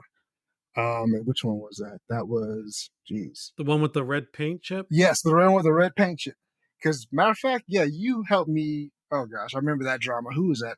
I forgot who that. That's when we first really started talking, I Yeah, think. that was one. Once it finally got in my hands, that's when I'm like, dude, red chip paint, whatever. I'm in. I'm in the game now, and that's kind of what started down. Yeah, Yeah. that's what started it. So that was the Age of Ultron Yes. Thor, if I recall. And the problem was the way it was packed, Yep. the plastic and the things were rubbing against the medallions on his cape. Yeah. So it took some of the paint off. Yeah, there were a lot of folks that got replacement capes for stuff like that. Some Yeah. I didn't get a replacement cape, but I ended up getting the original Avenger Thor when Jocker dropped that. So I was like, fair enough. Okay, so what is your favorite minifigure in your collection? The one that arrives in the mail that day. Facts. That yeah, The one that's paid off. yeah. Oh gosh, yes. Yeah. That answer is from Brett and I both. Seriously, it's the one that's in my hand at the time. It's the one I'm shooting or editing at the time. It's the one that arrives in the mail that day. Those blanket questions are very difficult for me because I always want to add additional context, Yep. like my favorite Spidey, my favorite pad, my favorite with accessories, my favorite from a movie. I will say there are some go-tos that people like when I went to Brick Fair, Virginia last year. The last day, I brought some customs in to show K Town because he had never really seen them up close before. And so I brought in what I felt were good examples of the custom community. And it was like the first version of Jin's Mark One Iron Man, Mm. Life Brick, Spider-Man. I think it was the Far From Home Spidey. So there are some out there that are just like so good. You know, the Abnormal Jinx and Vi figures, Abnormal's Harley Quinns, Jaka's Dave, the chosen one from Cyberpunk, Edge Runners. There are some out there that if you ask me to show you what's so good about a custom, that I know I'll gravitate towards. Okay. So I guess that's what I would consider my favorite, because a lot of my favorites aren't very valuable. They're just personally favorites to me Yeah. because they were either gifted to me, or they were I got them after for a great deal, or for a cool trade, or I just lucked out in getting them. You know, so they all have their little stories. I would say my current favorite right now, and I haven't even taken a photograph of it. You know, I for a while back I was able to secure anonymous figs, anon figs, excuse me, his hand sculpted cyborg Spidey. That's really gorgeous. I think it was Ride Lego guy who gave it to me. Well, we traded, you know, he sold it to me because it was during an auction. I got this, I got this awesome Italian Spider-Man and Spooderman sculpted by Damien Customs, and they're just incredible. And again, they deserve. I deserve to take the. I need to take the pictures of them. Which there, I have so many pictures, so many things I want to take pictures of. So they're really special to me because they're. I know that a lot of patience and hard work and love went into creating them because they're created by hand. If you're talking about customs favorite right now, well, I think Crosscheck Peter B is probably the one that's at the top of my list Okay. because he let me come in and help give some design feedback on the face and the stubble and the hair and the coat. And so being able to have take part in the design process was really cool. It was a fig that, you know, one brand had promised to make years ago that never delivered, and they kind of ghosted. And to see Peter be done and then be done so well that there's so many different ways you can design them and show them. It was just, yeah, I think it's probably my favorite fig right now is Peter B. Okay.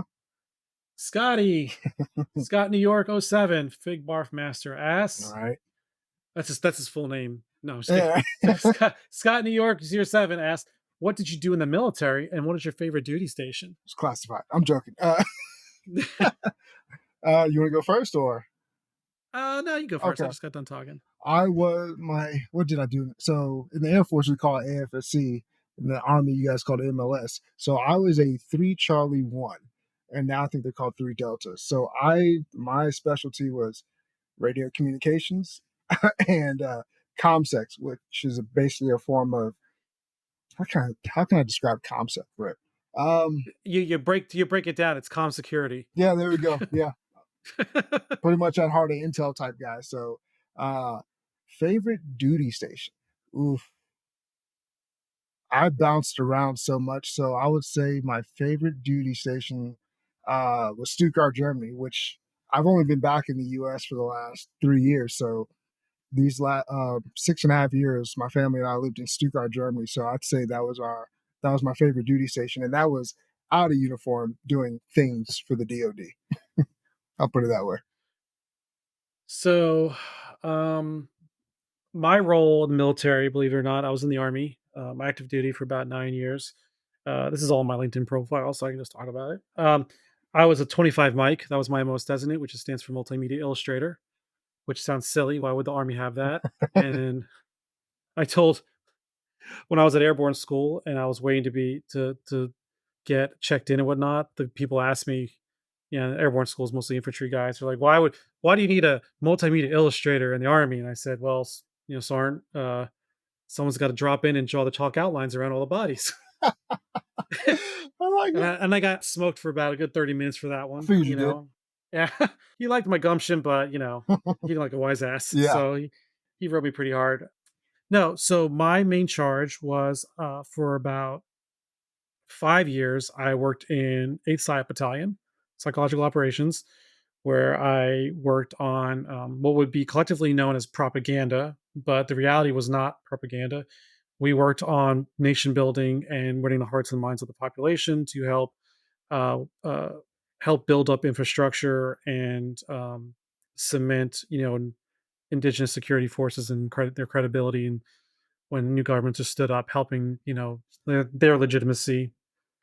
And my area of operations for my battalion was, in fact, the Middle East and the CENTCOM, Central Command area.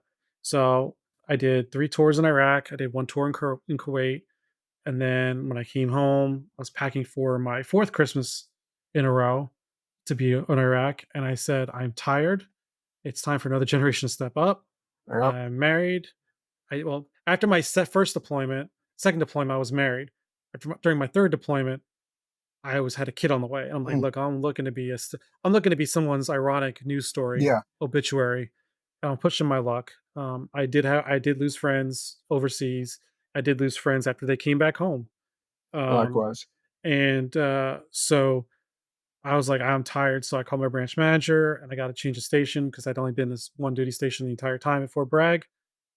And I got moved to Fort Meade, where I became an instructor for the DoD, teaching multimedia, and advanced and basic multimedia course at the Defense Information School.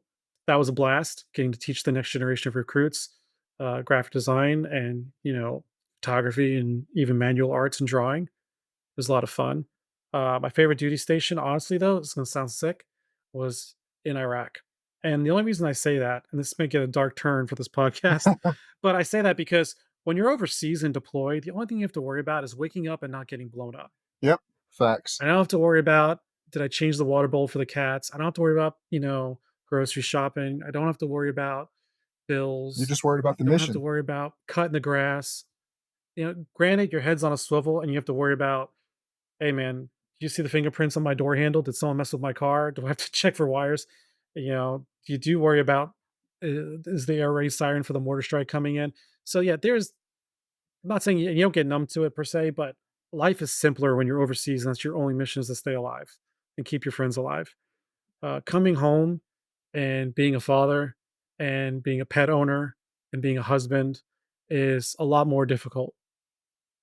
And Thankfully, my wife is also former Army, and we met in the Army, so she understood what came with the game, and she got out, about 4 or 5 years before I did. That's probably the only reason my marriage survived is because she understood the life. And going back to what we were saying earlier about communication, being deployed, having that lifeline home and being able to talk to home, any chance you got, 2 minutes, 20 minutes, you make it an email, Skype chat, an instant message.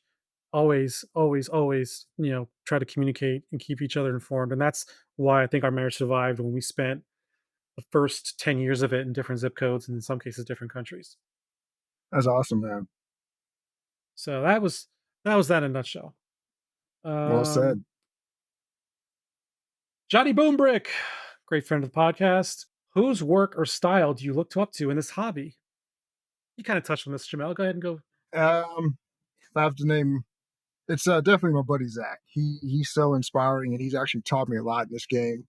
And so, actually, it's more. It's Zach, um, Sket, uh, Nick, aka Brick Cinema. Heck, Brett. I Oh, mean, it's the whole cast. I mean, I don't have to go through every name, but those who I talk to the most, and you all know who you are, those are definitely the styles I look up to. Scotty.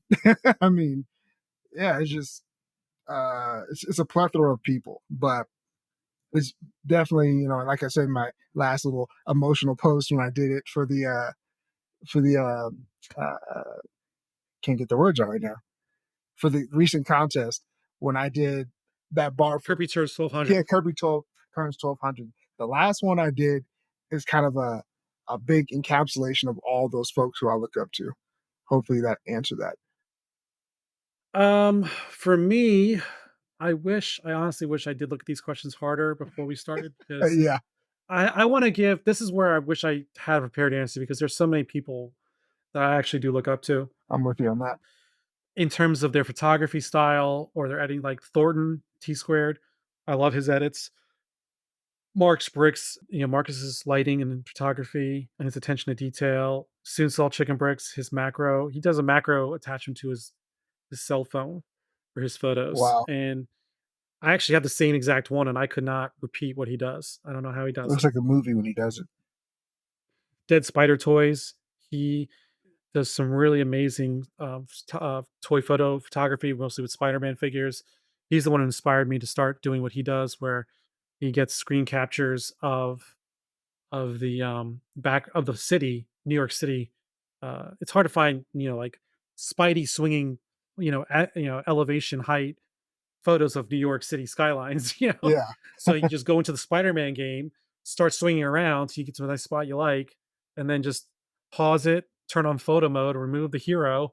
You can rotate the camera and set up your lighting and all that stuff. And he makes some really good natural looking scenes. And then Scotty's, Fig Barbs, and Zach and Carrie and yeah, all their and Nick, Oh they're yeah, all just Carrie. Oh incredible. gosh, yeah.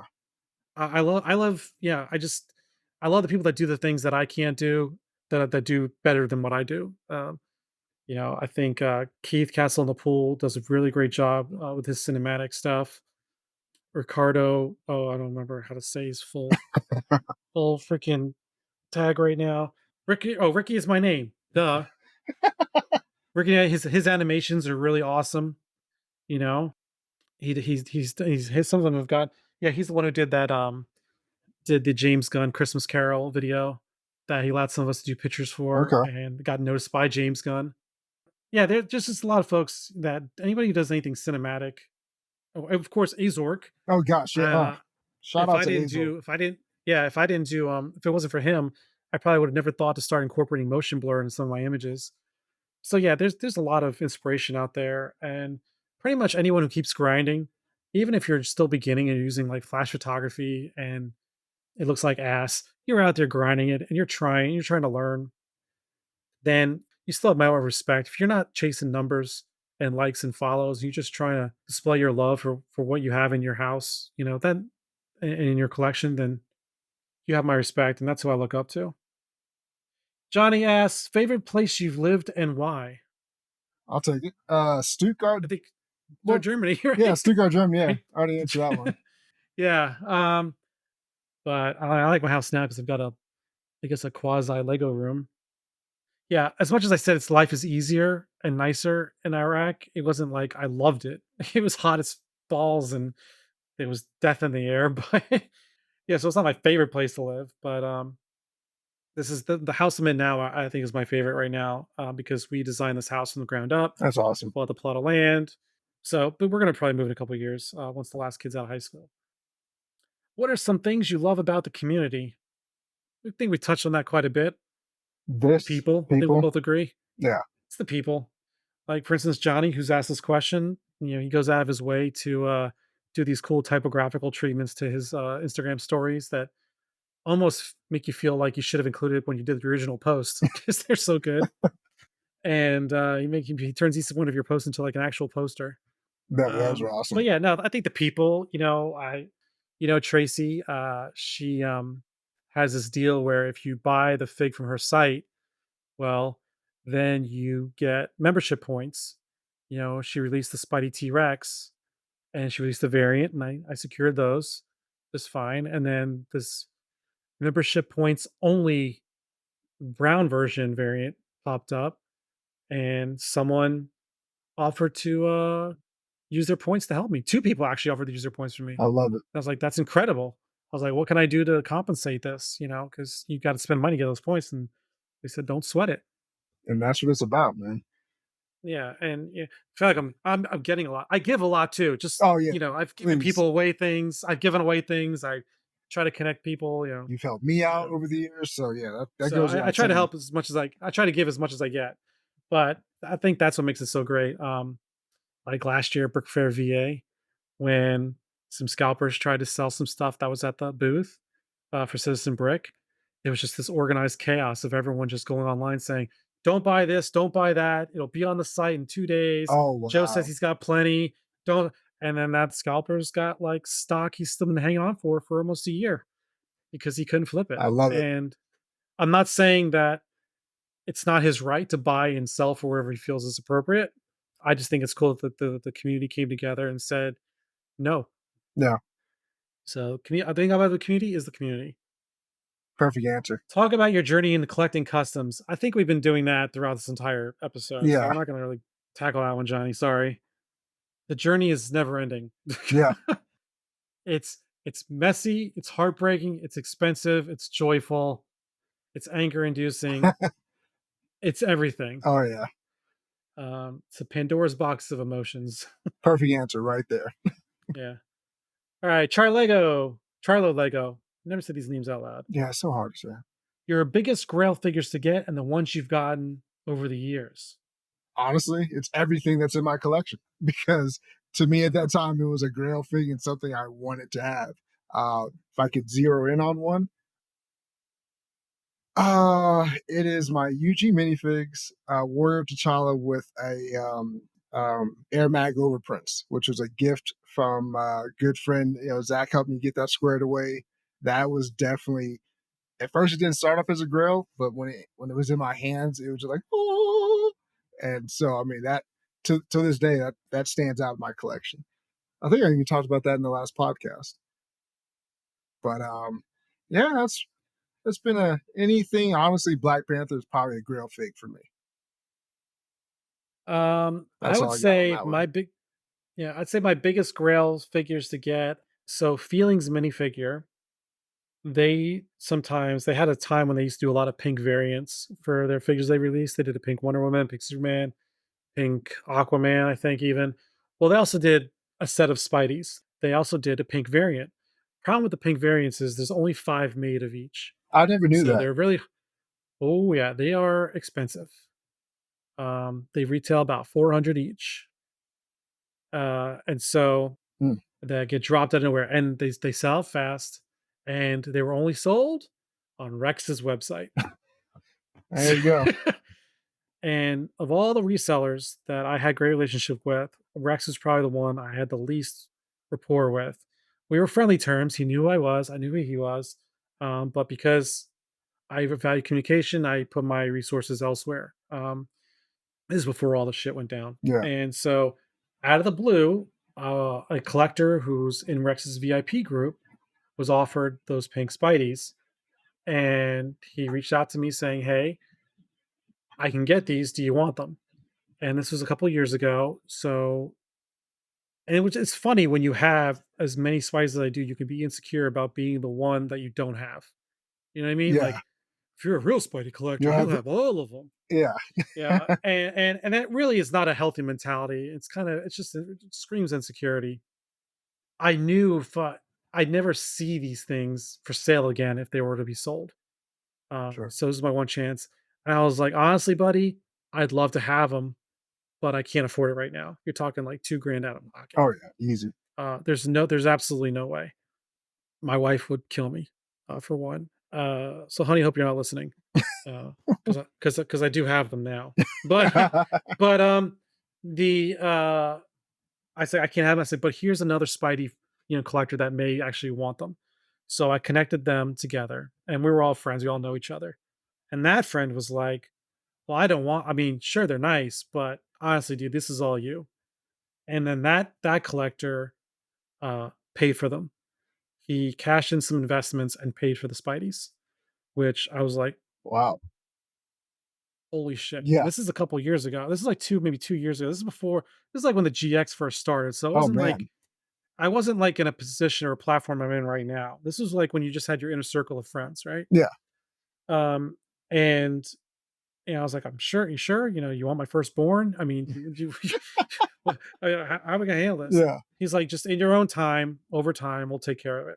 I'm like, okay. So we secured the figs. And then that person mailed them to me, so I had them in hand while I was still paying for them, and I was like, I didn't even take a picture of them. I did the video I shot of them. I didn't do any of that until they were paid off. I was like, I'm not even gonna show that I have these in stock. I don't deserve the right to showcase them until they're paid off. But because of the kindness of those 2 people from 2 different continents, I was able to not countries, continents. That's how this was a world effort. Of which there's only 5 of each, of which they retail for 400 each. Mm. Um, but yeah, that was a real amazing gesture, of community. I'll be forever in their debt, and I'm still good friends with them to this day. And yeah, I still look for ways I can help them out whenever I can with anything through that kindness. So I would say those are my biggest Grail figures in terms of monetary value, rarity, all that shit combined, effort to get them.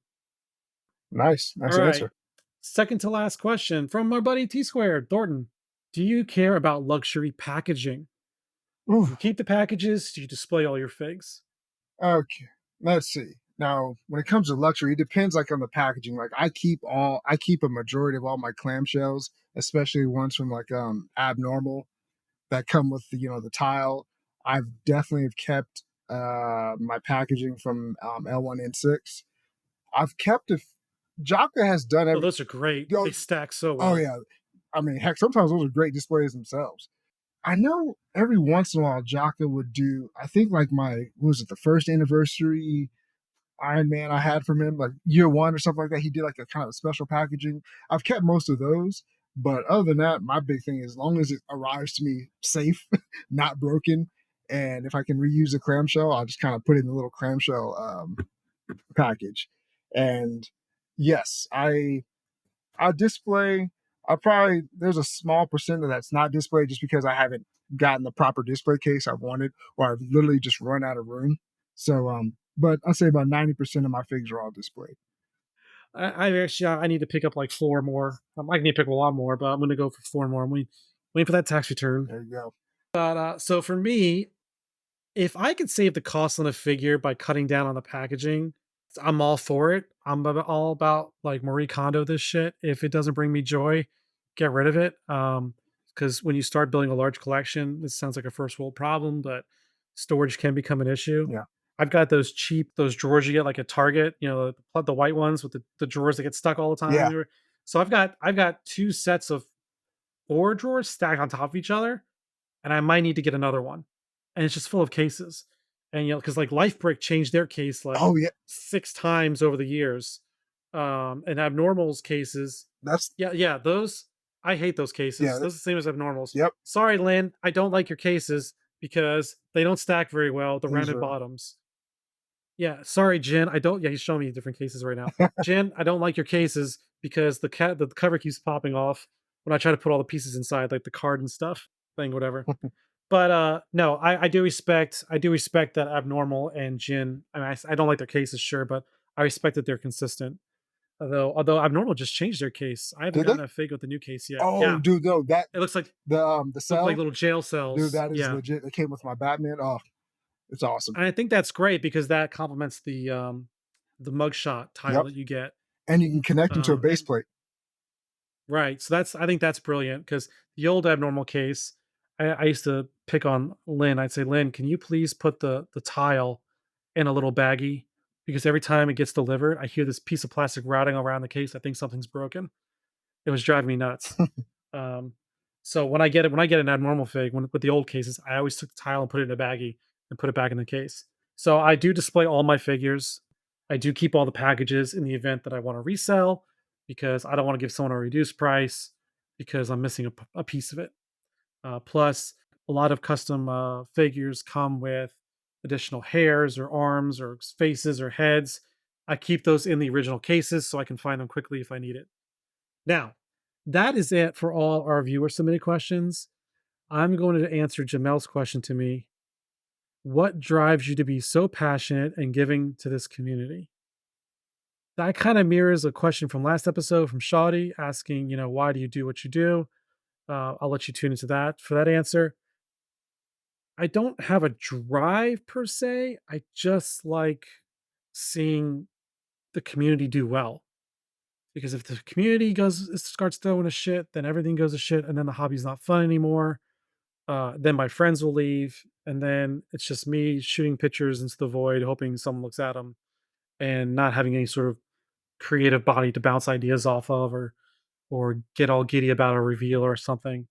Like I said, my big challenge now is making it count for myself, which is getting back into more uh, physical betterment and mental health betterment. So that's my answer. My question to Jamel. Ooh. I honestly had one and I forgot what it was. So I'm gonna Uno card this, and I'm gonna ask, how do you stay so damn positive all the time? I mean, are you on medication? No judgment here. Are you going home at night and stabbing a pillow and screaming into it to get all your frustrations out?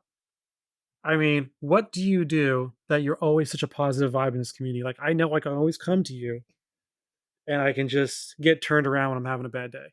So I'm gonna break one of our big threes. It's my faith, brother.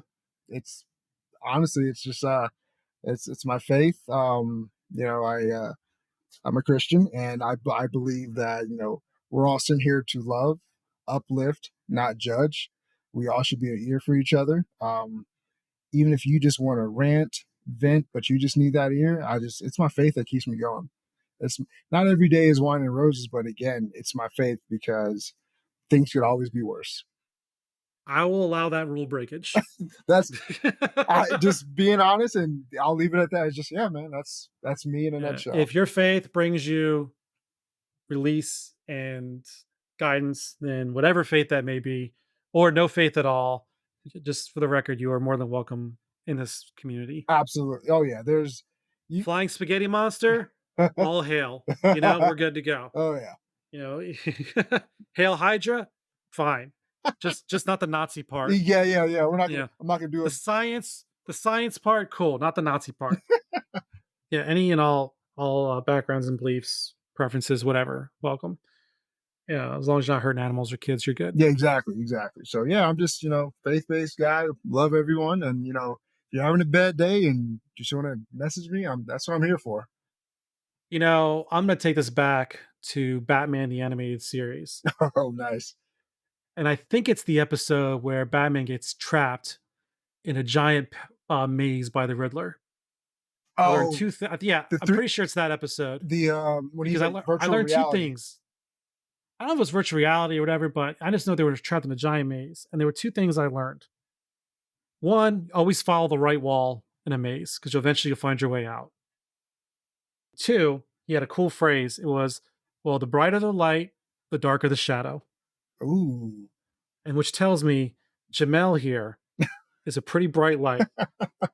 So I just know this motherfucker's going to go kaiju and stop a city one day because one day he's going to let it all loose. And I'm worried about what happened. He's sitting there right now in his office. He's got a Thor hammer behind him. And I have a feeling one day we're going to have a workplace incident.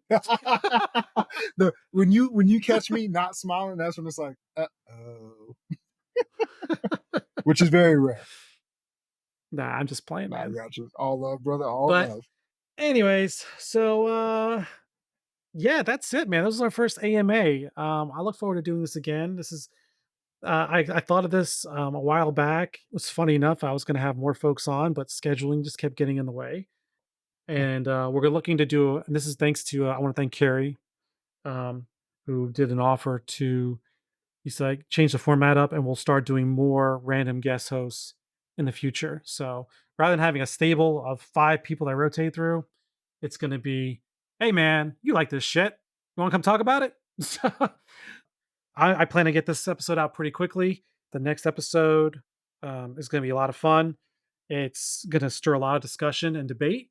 Ooh, in a healthy way, and I'll have a special guest that has not been on the podcast yet.